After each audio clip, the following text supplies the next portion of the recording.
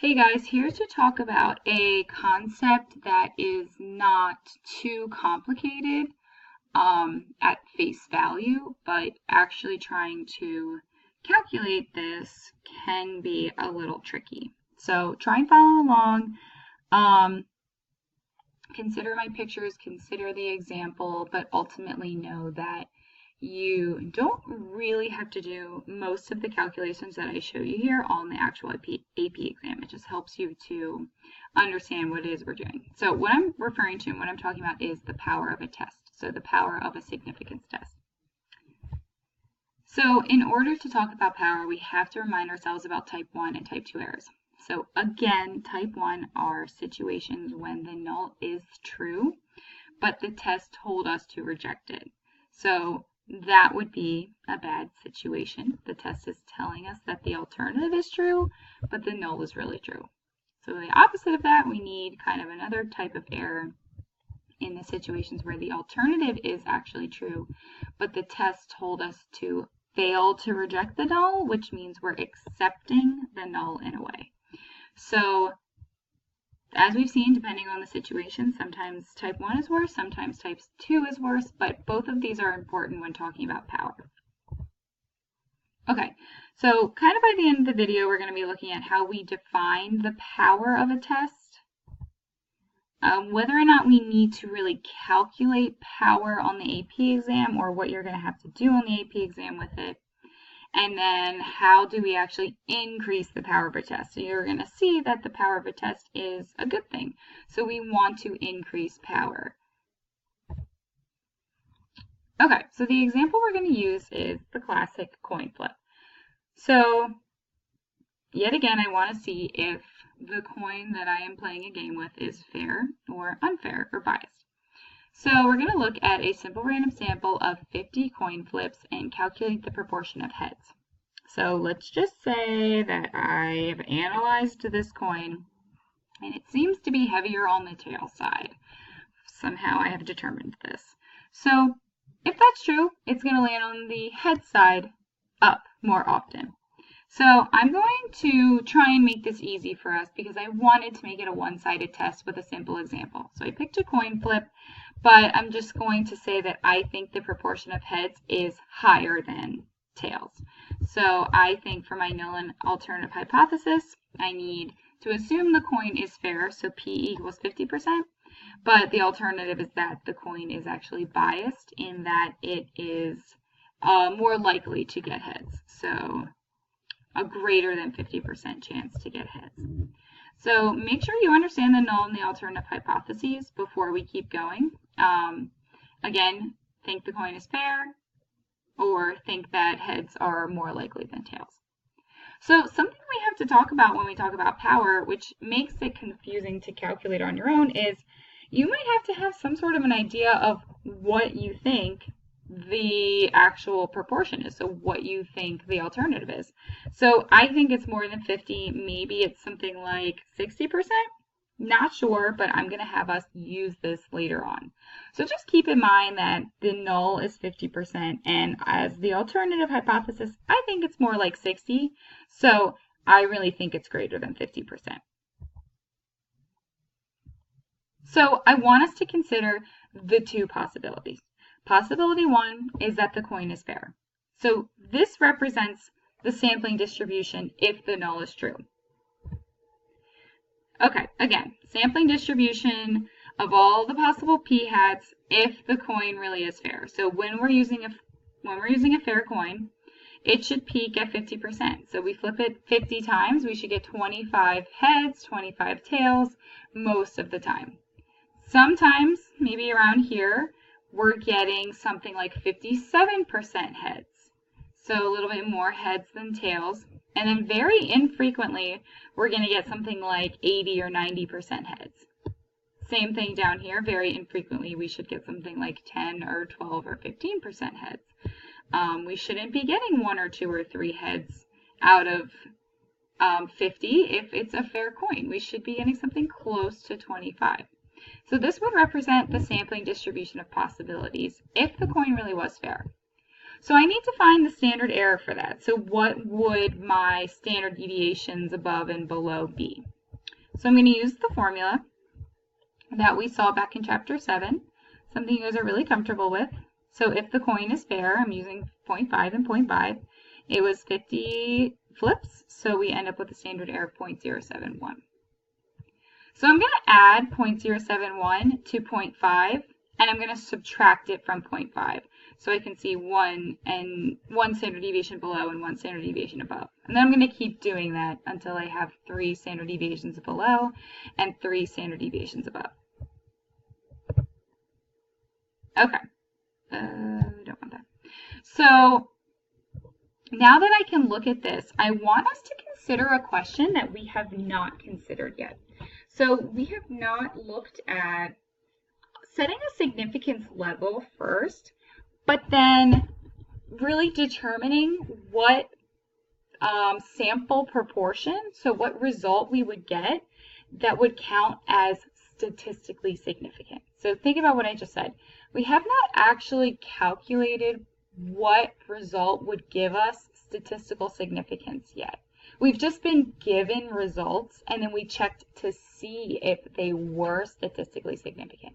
But I don't know if you've considered that we can actually mathematically calculate, okay, so if I have a coin and we flip it and we get 70% heads, that would give us statistical significance.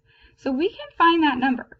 So let's think about it. I mean, if you get 100% heads, I feel as though that's enough convincing evidence to say the coin is biased. 100% heads out of 50 coin flips. That seems a little ridiculous. What about 90% heads? Still seems to be a little outrageous. 80%? 70%? 60%? Where do we draw that line? So we can calculate that. So with an alpha level of 0.05, how high of a p-value, because remember we had our one-sided test to the right, how high of a p-value would I need to find convincing evidence that the coin was biased, aka reject the null, find evidence that that coin was actually biased. So I'm going to use this 0.05. So what I want to do is start by calculating the z-score that would leave 0.05 above. Because in this example, we felt as though it was greater than 0.05, so I'm going to look to the right, greater than that. So how much higher would I have to go? So I need to get the z-score for 0.05 significance, and I have to use inverse normal to get that z-score. It's just like getting the critical value in confidence intervals. So I know I just put a lot on the screen. If you need to pause the video to look at it, do that now. I'm using inverse normal. Area was 0.05 for my significance level. And of course, to get z-scores, the mean is 0, the standard deviation is 1. So I get this negative 1.64. That would be over here. Actually, that'd be about right here.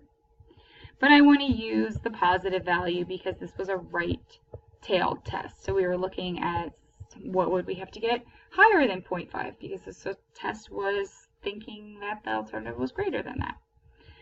So if you remember, even on the AP exam formula sheet, you get this formula. You get the formula for a z-score because it applies to a lot of problems. So if I know what the z-score is, which I do, and I know what our alleged mean is, our null hypothesis, and I've calculated at least the standard error, which is a good enough guess for standard deviation, I can figure out what observation, so what sample result is going to get me statistical significance. So I just have to plug these three numbers in and solve for x. So when I do that, plug them in, solved for x. I don't know if you guys can see this. Go back. We got x equals 0.62. So what this essentially means, pretty simple, is that we have to get 62% heads to have statistical significance. So if we flip that coin 50 times and we only get 61% heads, we're not going to have statistical significance. We're going to fail to reject the null. But if I flip it 50 times and I get 62% heads, then I'm going to have statistical significance. I did have to round a little bit, so that's not perfect, but it's close enough. So again, you do not have to calculate this. Do not stress. I'm just trying to show you the easiest way I can think of to talk about power. So again, I would need to get at least 62% heads to reject the null at 0.05 significance. So let's take a look at what this would look like on a graph.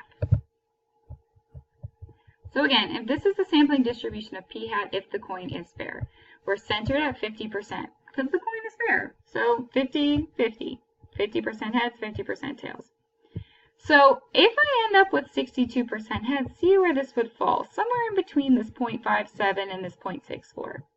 So everything above this, I would reject the null. So if I get 62% heads, I'm going to say that coin is biased. If I get 64.2% heads, I'm going to say the coin's biased. If I get 71% heads, I'm going to say the coin is biased. That seems ridiculous. That seems so high. So this area is alpha. This area is 0.05. That's what the area is. But what it represents for us. Remember, the coin is fair. In this scenario, the coin is fair. So if all of this space is saying that we have to tell our friend or whomever that the coin is biased, that's wrong. This distribution is saying that the coin is fair, 50%. So this yellow shaded region is incorrect. We're incorrectly rejecting the null hypothesis. Therefore, this represents all of the space for type 1 error. So the probability of type 1 error is equal to alpha. We briefly talked about that, but this picture really should help show it a little bit better. So the probability for type 1 error is alpha.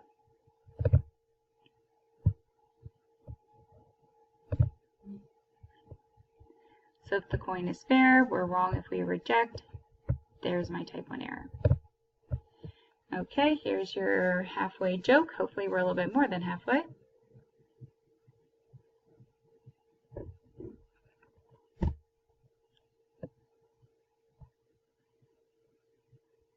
Okay, so let's move on to the other scenario. What if we have a coin that actually is biased? So let's say that the coin is biased and that 60% of the time we actually get heads. So now look at my new distribution. It's a little bit different. I'm centering it at 60% because the alternative is true. It's really 60% heads. So I just shift everything up a little bit. The reason I shifted it up was so I could have this line match up perfectly with that one. So in this case, that 62% is really it's going to be happening more frequently because here in this scenario, the coin is biased. So if it's really 60% heads, then we should be getting 62% heads a lot and 66% heads a lot, or even 73 or even 80% wouldn't be impossible, wouldn't be too unlikely. So all of this space would be the time that the test is correct. If the alternative was true and the coin really was biased, here when we're rejecting the null and saying it's biased, we're correct. On this side, we're incorrect. We're saying that the null hypothesis is true here. We're failing to reject. So this side now is my type 2 error. We think that the coin is still fair, but it's really biased in this situation. So here's what it would look like. So type 2 error, all of this side, we're failing to reject, which was wrong. We were supposed to reject. So we call this beta. Beta, kind of just the next letter in the Greek alphabet besides alpha, that's what we use for type 2 error. On this side, we're rejecting. That's our correct conclusion. So beta is bad. That's all the side of type 2 error. So 1 minus beta, the other side, that's good. It means we made the right conclusion. We avoided type 2 error. Finally, that's what power is. When we avoid type 2 error and we make the right decision, we get the power of the test. So if I tell you beta is 0.7, you have to find power. It's just 1 minus 0.7 or 0.3, 30%. So how do we define power of a test? Probability of the test correctly failing to reject the null hypothesis. So it's going to tell us to accept the null. Only if beta is given do we have to do this. Okay, running out of time, but we're going to do this next.